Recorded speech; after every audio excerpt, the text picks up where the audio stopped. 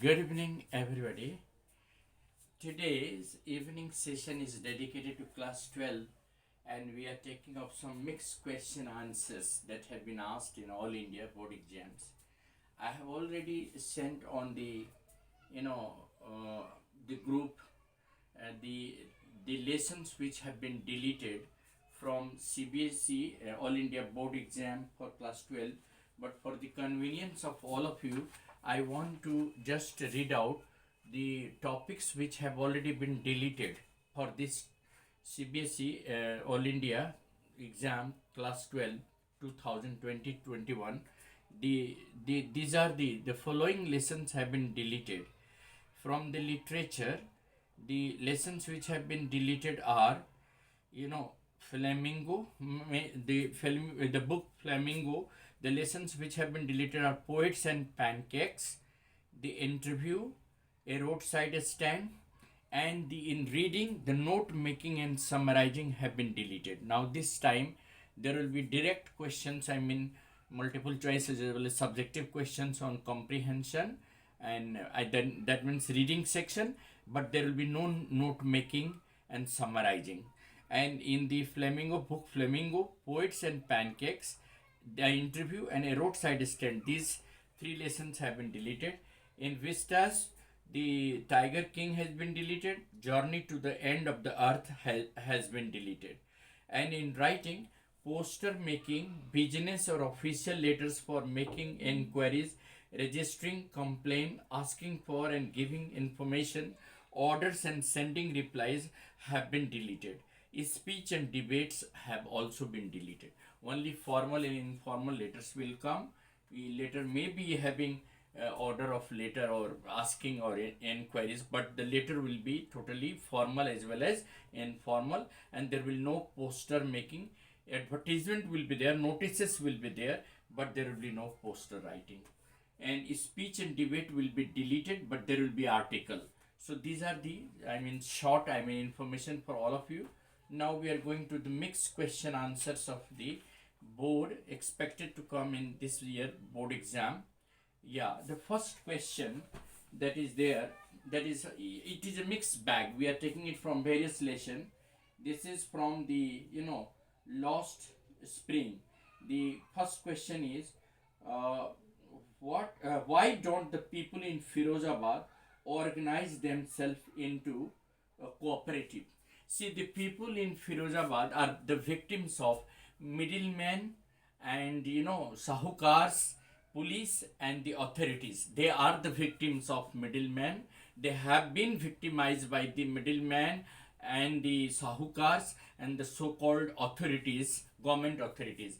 And that is the reason why they are always afraid that if they raise their voice, they would be caught by the police and they will be imprisoned and they will be tortured by the police and they will be harassed by the authorities. So they are always in fear of being harassed by the so-called powerful people, the middlemen. And because these people have a nexus, the middlemen, sahukars and police and the authorities, they all have a nexus, and that is the reason why the people in Firozabad are afraid of making or creating an organization. They can't form an organization. Moreover, they don't have any capable leader.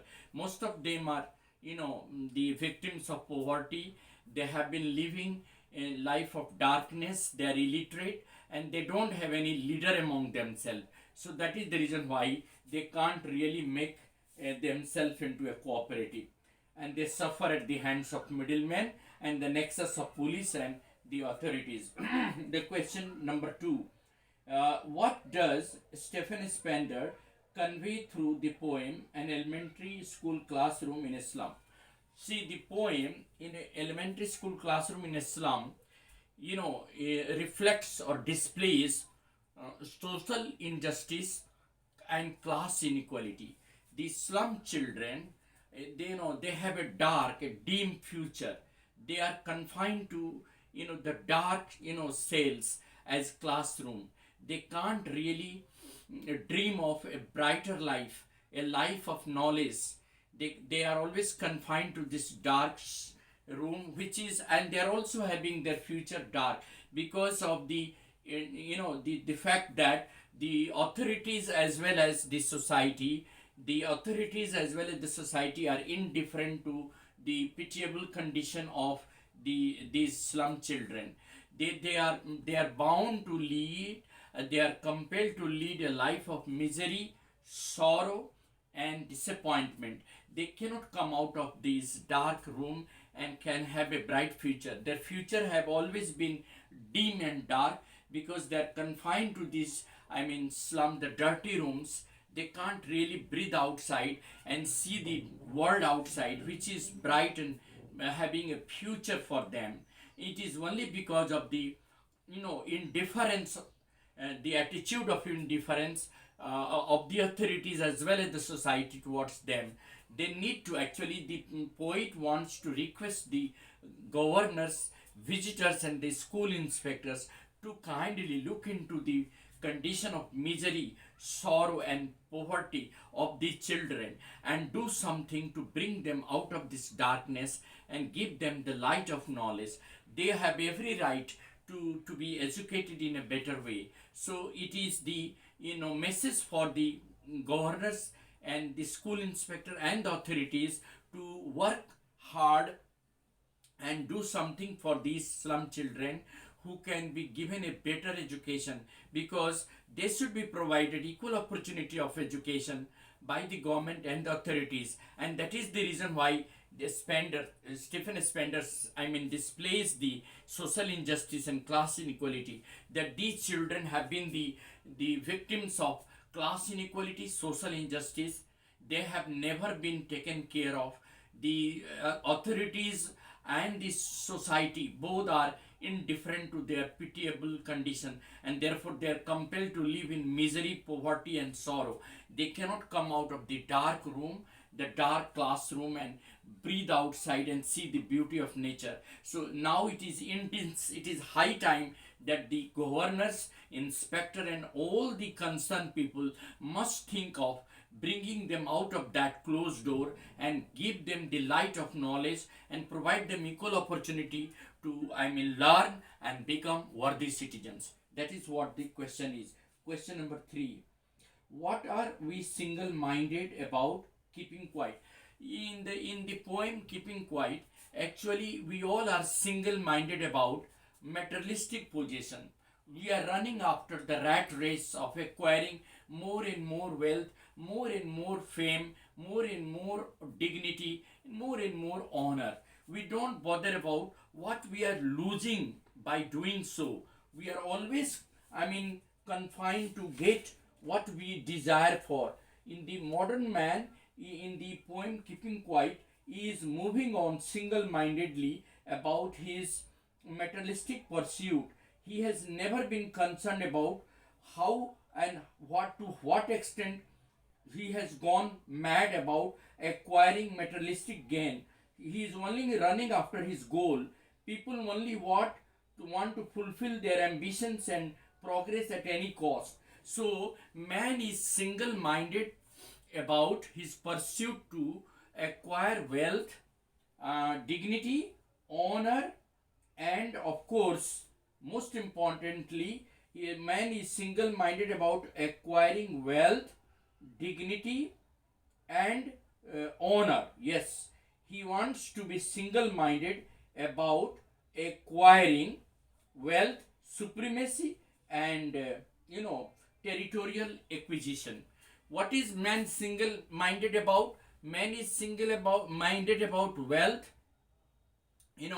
wealth, dignity, and territorial acquisition.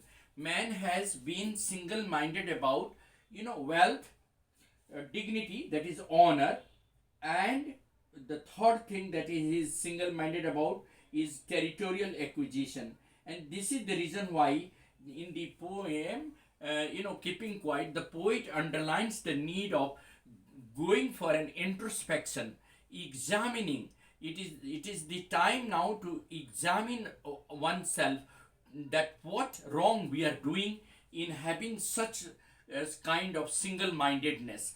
The man's, I mean, single mindedness has made him mad.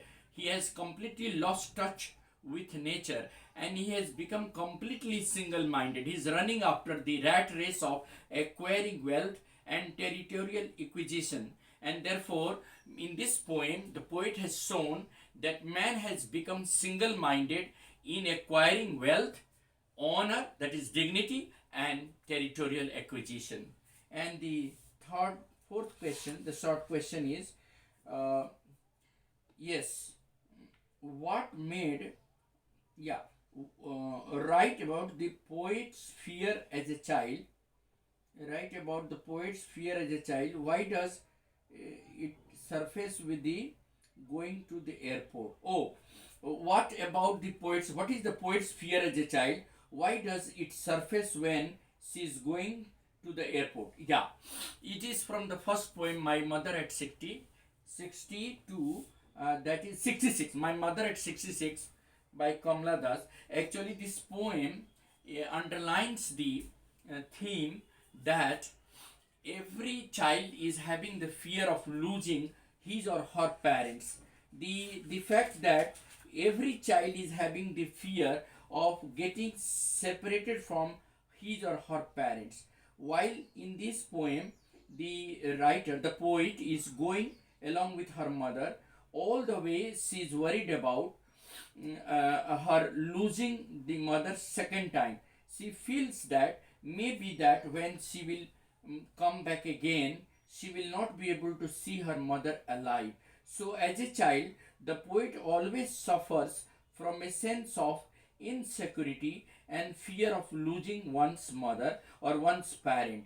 This childhood fear resulted while going to the airport when the mother looked into the pale and lifeless figure of her mother, who was just drowsing inside the car. She realized that perhaps her mother was aging and that she might not live again. So while giving her, saying her goodbye and bidding her goodbye at the airport, the poet was quite in fear that she will not be able to see her mother second time.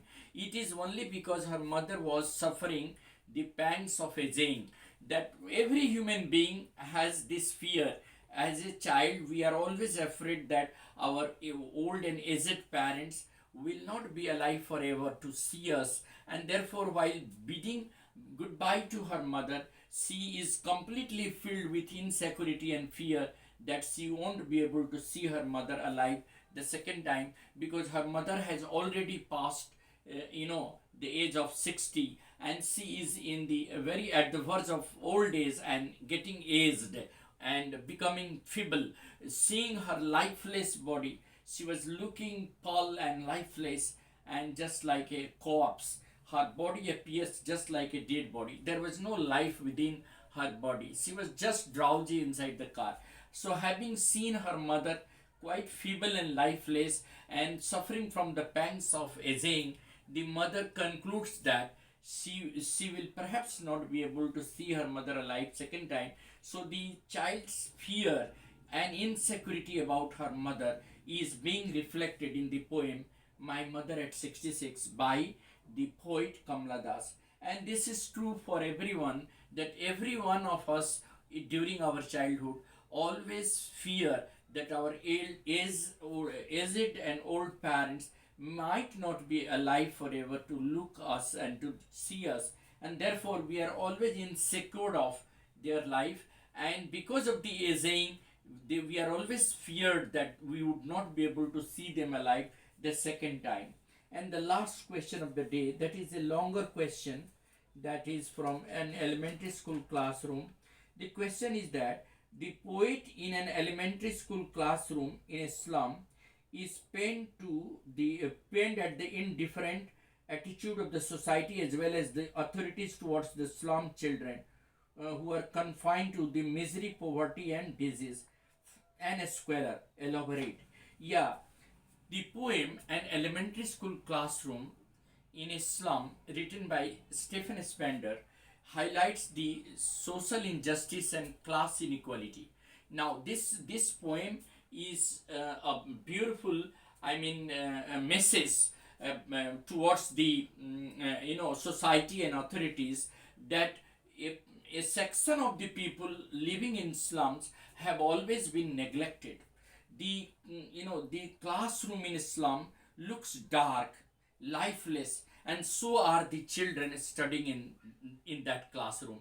They see their faces appear as if they are unwanted. The society do not want them, the authorities do not want them. So the classroom is dim and dark, completely just like a rat hole. It is not having ventilation and light and things for brighter future. It is just a confinement, a small confinement. And so are the slum children, whose faces look very dim and very dark, and they are very feeble. They have inherited disease from their parents and are the victims of poverty, misery, and sorrow.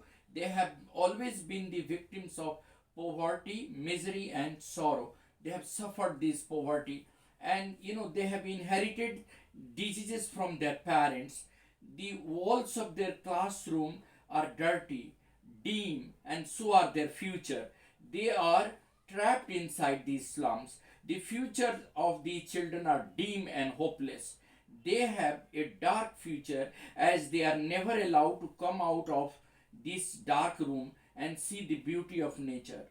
They are far away from the bright sunlight and knowledge.